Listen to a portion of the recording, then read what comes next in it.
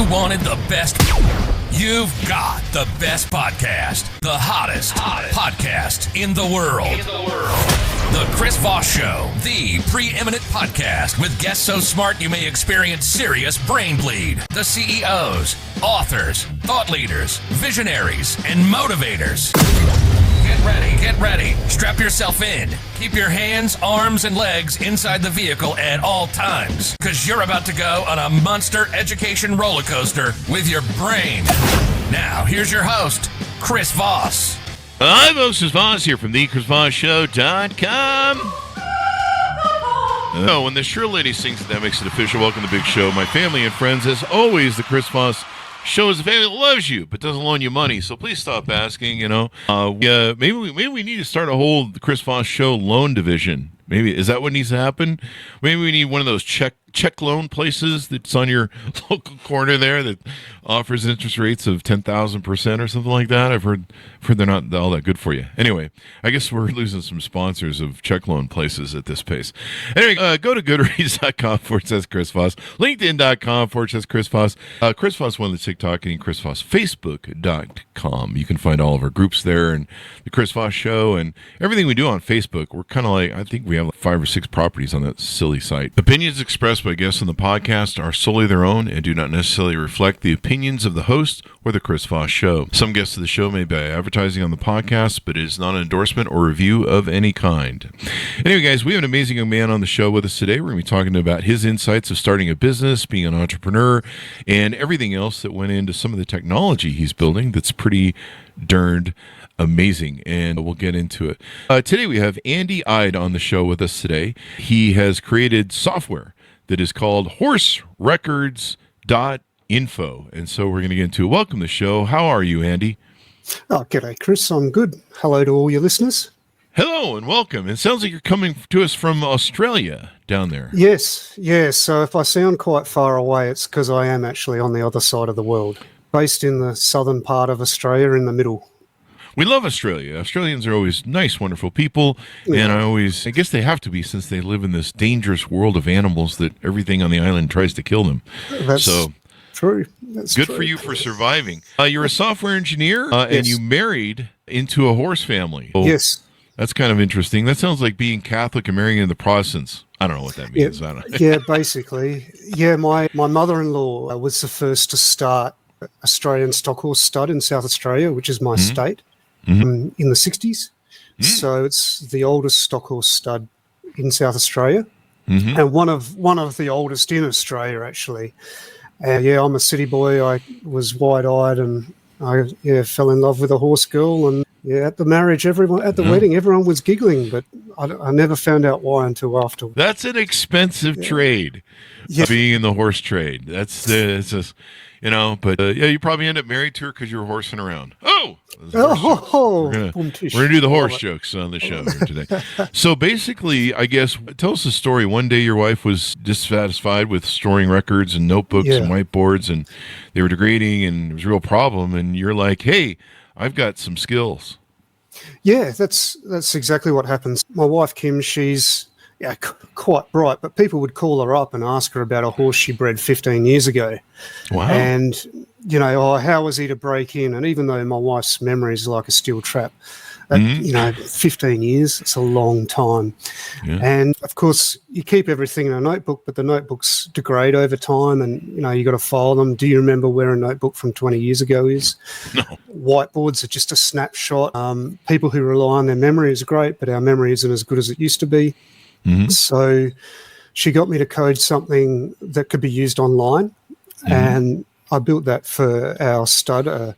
So a stud is like a farm, like a group of horses. So I built that for our stud, worked really well. And then Kim said, why don't you let other horse people use this?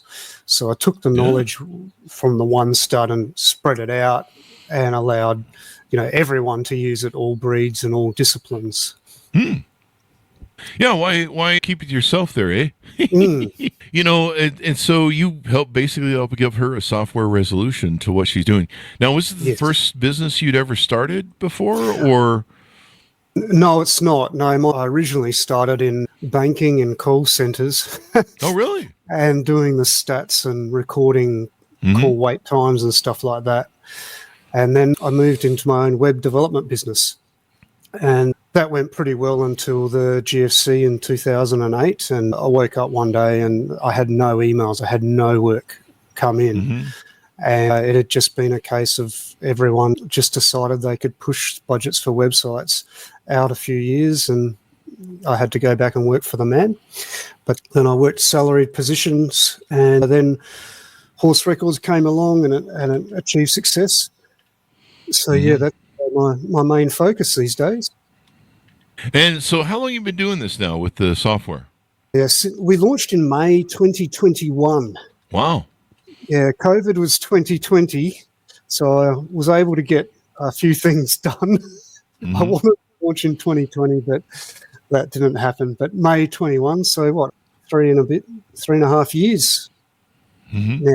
So that's, it's growing quite well. Yeah. Well, you know, the horse business, I mean, it's probably one of those businesses that needs to get disrupted or interrupted with whatchamacallit, so that you can record the stuff and yada yada yada, right? And you need that information. It's like when you sell a horse, if you can provide all the information, you know, from foaling, when it was weaned, whether it was gelded, you know, all its health things, like, oh, it had an injury on its hock. That's why it's got that scar there, but it hasn't affected it. Here's everything we did with it. Here's its vaccination status and, you know, its worming status, and it's been to a dentist and all of that. Yeah. Oh, and by the way, here's its performance and all the training we did with it. It's like when you buy a car, getting the full service history makes it more valuable. It's a Carfax for horses. It basically, it's like, okay, I can trust this owner who's selling it because, you know, I can see the horse has been regularly, you know, its tetanus is up to date and it's been wormed, and, you know, it's always had, you know, this body temperature, and, you know, so I know that if the temperature goes up or down, then something's happening with the animal. Yeah, because like humans, some horses, for example, run hot have a higher temperature. Others are a little bit low. So how do you know if they're sick or not if you don't have that mean or what their normal is? So they're the sort of things we record. We also record scanning results. So obviously breeding horses is a big thing, and what you would do is you would scan the mare and see when it's due to ovulate. And then when it's due to ovulate, it's when you either serve the horse or provide AI, like not artificial intelligence, artificial insemination, which is interesting because I'm into AI, artificial intelligence. I'm talking about artificial insemination, and my initials are AI. Don't get them mixed up. Artificial insemination is my favorite way to breed. So just for myself personally, I don't know what that means. Do you have horses, Chris? Or? No, I'm just artificially inseminating with other people. I'm just doing it. It sounded funny in my head at the time. It's a bit. But once you know when that's how I pick up all my girlfriends at the bar. I just, hey babe, you want to artificially inseminate? You want to go home? I don't know what that means. But you know, this is the thing I love about entrepreneurism, why we talk about entrepreneurism on the show. We have people like yourself on so that we can inspire people to be entrepreneurs. I mean, this is the great thing about it. And so you had a problem. You saw that you could maybe fix the problem, and you took and said, okay, here's what we're going to do. We're going to fix this problem. We're going to do this, that, and the other. And wham, bam, there you are. You've got it fixed. You've got it going. A really nice niche. There's not too many software engineers who know the horse world. And there's not too many people in the horse world who know technology. So you're always kind of people are always aware of what you do because you're the only one doing it that, you know, they've ever met. You know, there are other horse software products, not as good as, of course, or as comprehensive, but you're usually the only one with horse people who knows computers or is a software engineer. So that makes interesting conversations. Oh, now, competitor-wise, you don't need to name any competitors because we don't want to give them a free ad. Free ad, are there competitors in the market, and what sets you apart is what I'm really after. Yeah, there are competitors, but what I've found is most of them are either it's an old system that hasn't been developed for the modern web. So it's, some system that was built in the 80s or 90s on a desktop, and they've put Still some running on wrapper DOS. on it. And still running DOS, and So there's that sort of competitor. There's the other sort of competitor that just has converted a cow software and just changed the name to horses, which means cows and horses are different. Cows, you tend to manage cattle, you manage kind of in groups, where horses have names. So every horse is its own little thing. You don't say, okay, this paddock of these 100 horses are doing this. It's all one-on-one. And the other thing is most other software is really specialized, where mine is more general and more customizable. So the other software, they say, right, this is what we've chosen for you to record. Where I say what an Aussie with an Australian workhorse does might be different to what a cowboy in Texas does, or a dressage rider in Europe. So what I've allowed it is to be customized. You can create event types that you want. So, for example, if you have a horse go to a chiropractor, you can create the chiropractic event and add that. Some people give horses massages, so you would have a massage event. Now, someone else might not do that, so they won't have that event. If the different disciplines do different things, so racing, you might have water treadmills and treadmill work. Dressage, you're just doing it in the arena there. Endurance, which are like the marathon runners of the horse world, so they're the movie Hidalgo, this huge endurance race with horses. They have different requirements as well. So because you can customize your event types and customize, say, the type of training that you're recording, it means that the system becomes what you want. It's not what I'm telling you should do. I give some standard, there's standard events everybody has, like gelding, feeding, that sort of thing, veterinary, but you can add whatever you want. And I think that's what makes us so much different than any other software. And plus, if a new competitor comes on and says, but we do this really specific part of the horse world, I can go, you just customize it to do that, which is exactly what happened with our mare scan tool, the breeding side of things. Someone said there's this software we pay thousands a month for that allows us to record the results of an veterinary scan. And I said, well, I'll put that in. So I coded that up. So then, they've saved thousands a month because they don't have to buy that software anymore. They just use mine, which they're already paying for. So, so a new competitor comes on because it's customizable, all handled. So I don't really even bother thinking about competitors too much because why do I need to? Someone wants something, I just code it up. Yeah, just code it up. Just code it up. Get her done. It's good. Get her done. Tell us about your journey through life. What made you first become an entrepreneur? What were some of your influences? And what were some of the other things that drove you into, learning to write code and software? Yeah, many years ago, a couple of decades ago, I'm older than I look. I do have grey hair, Chris. You and me, buddy. I didn't have grey hair before horses. Now I do. I did a project for a client, and at the time I got paid pretty well. I got, I think, 10 grand for it.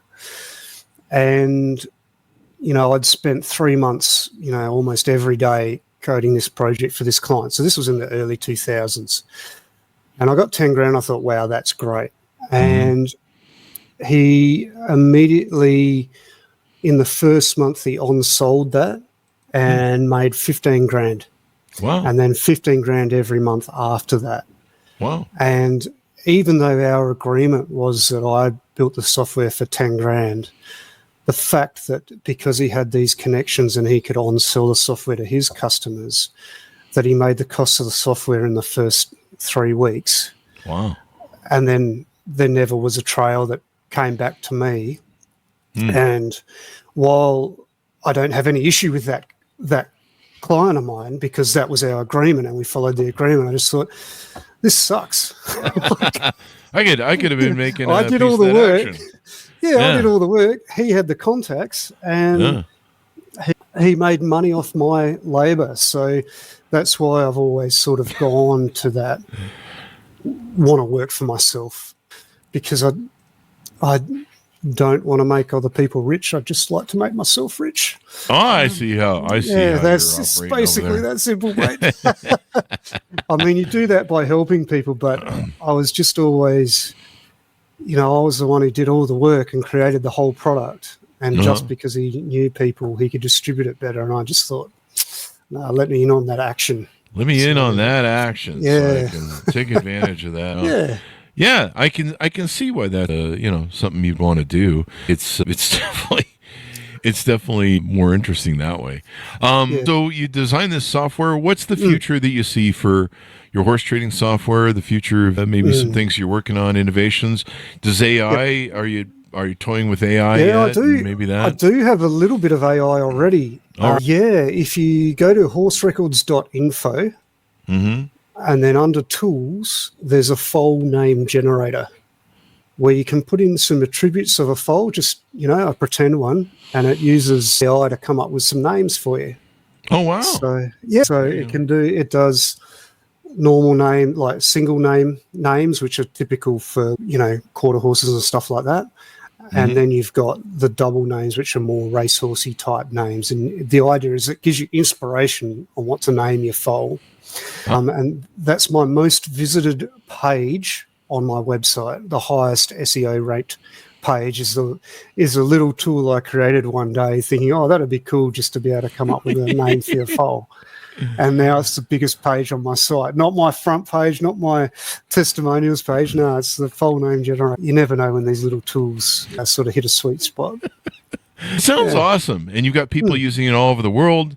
Yes. It's something people can use in America here and other countries. I act like I'm an American, so I act like this country is the only what's the only country? Typical. So one of my first clients was Texas. First day of launch, one of the first customers was from Texas. I've certainly got people in Texas and California that I know of.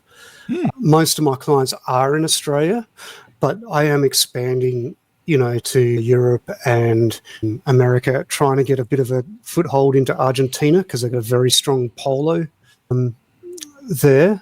But yeah, it's mainly English-speaking countries, Chris. So that's all. That's where we're at the moment. Yeah, that is awesome, man. That is freaking awesome, dude. And because it's Australian dollars, it's very cheap for Americans. So, oh, really? So cheap for Americans? Yeah, 60.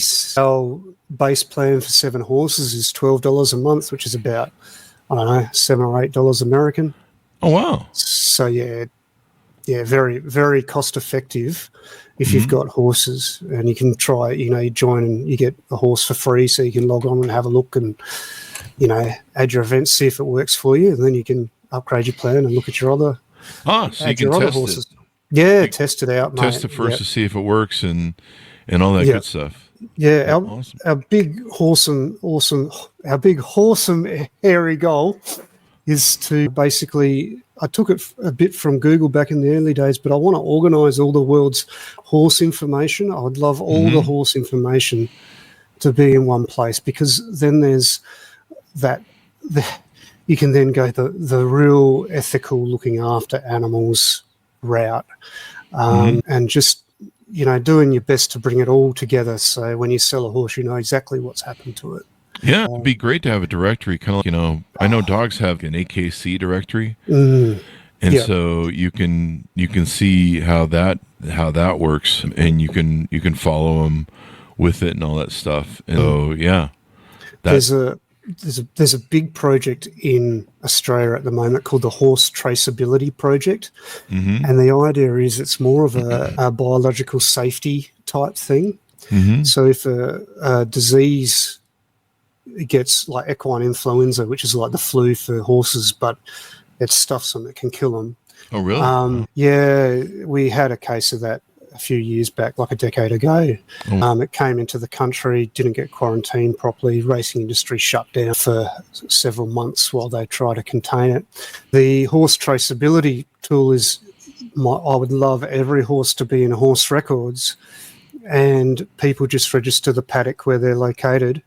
So if there's ever a breakout of a disease, we can go, okay, all the horses within this radius, we can contact them immediately and say to the owners and say, hey guys, there's a breakout, you need to do this. At the moment, we don't have that. We just rely on news reports and stuff, but it would be cool to just be able to contact people directly.